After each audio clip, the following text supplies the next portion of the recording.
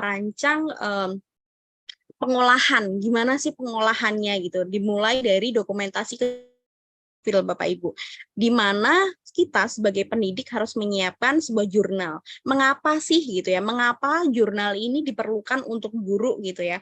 Jurnal ini dapat merekam proses pembelajaran profil pelajar Pancasilanya secara berkelanjutan dalam satu wadah Bapak Ibu. Bapak Ibu siapkan satu lembar, satu buku atau satu file gitu ya, satu file boleh di Canva gitu yang bisa diakses semua fasilitator di kelas itu gitu ya, mendorong teman-teman kita, guru-guru yang menjadi fasilitator di P5 ini melakukan refleksi kritis terhadap proses pelaksanaan proyek penguatan profil pelajar Pancasila ini Bapak Ibu.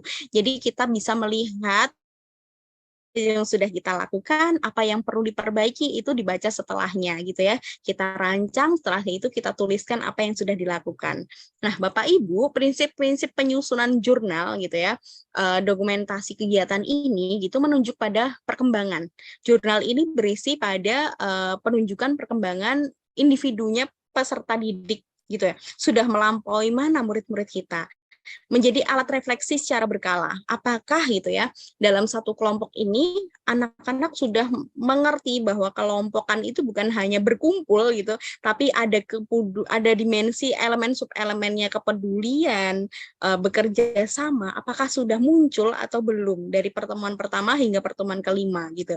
Nah, selanjutnya observasi berkelanjutan. Jadi pendidik melakukan observasi perkembangan kompetensi peserta didik secara berkelanjutan. Jadi nggak hanya kita ngetes aja oh kalau gitu dites aja, kemarin kan belum ngerti, udah ngerti enggak, tapi dari mulai mungkin rubrik-rubrik yang sudah disiapkan, aktivitas yang sudah disiapkan, anak-anak sudah memahami belum?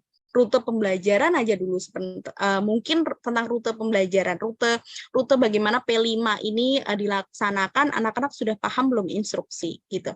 Anak-anak sudah paham belum sih bekerja sama itu seperti apa gitu. Padahal dimensinya udah dijelasin nih tentang kepedulian, tapi ternyata ketika temannya tidak hadir itu tidak sama sekali untuk memberitakan informasi bahwa oh hari ini tuh ngapain aja ke temannya kayak gitu. Nah, Bapak Ibu, untuk murid itu berupa portofolio.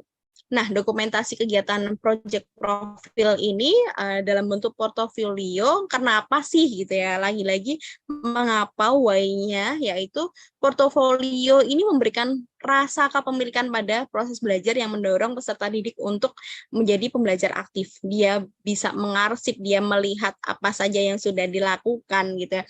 Dia memahami bahwa mungkin suara demokrasi gitu ya. Di awal murid SD kelas 6 masuk ke SMP, dia belum memahami bahwa adanya OSIS gitu.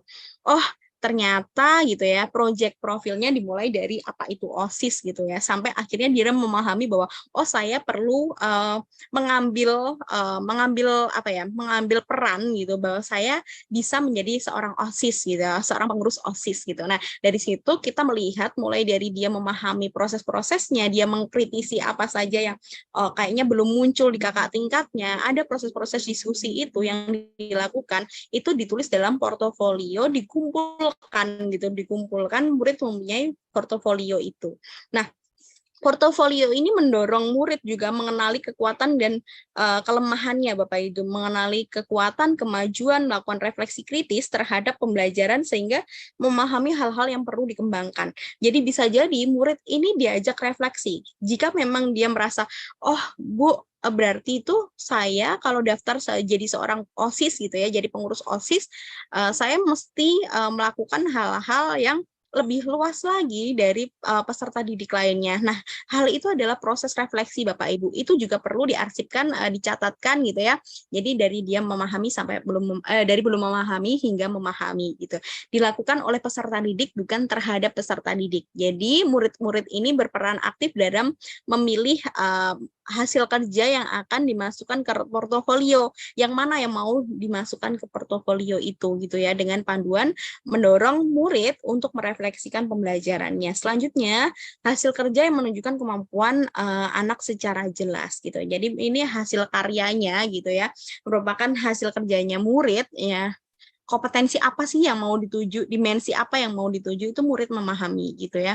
Nah, dokumentasi kegiatan profil, prinsip-prinsipnya Bapak Ibu dalam portofolio itu menjadi alat refleksi secara berkala, menunjukkan perkembangan. Jadi si murid tahu mulai dari, oh iya ya Bu, ternyata saya itu mulai dari SD kelas 6 masuk ke SMP yang belum paham tentang OSIS, sampai akhirnya saya tuh memahami bahwa OSIS itu seperti apa.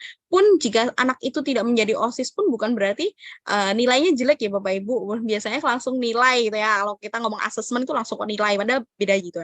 Nah, kalau kita ngomong tentang perkembangan, oh berarti si anak ini, Bu, saya dengan kemampuan saya mengelola waktu, sepertinya saya tidak bisa untuk menjadi OSIS, karena saya perlu banget untuk memahami pembelajaran-pembelajaran yang begitu banyak di SMP ini. Saya cukup menjadi pengurus kelas. Pun itu tidak apa-apa, Bapak Ibu, tapi dia memahami fungsi OSIS itu apa pada tema suara demokrasi, pada elemen-elemennya mungkin kita lebih mengambil gotong royong dan nalar kritis gitu ya Bapak Ibu.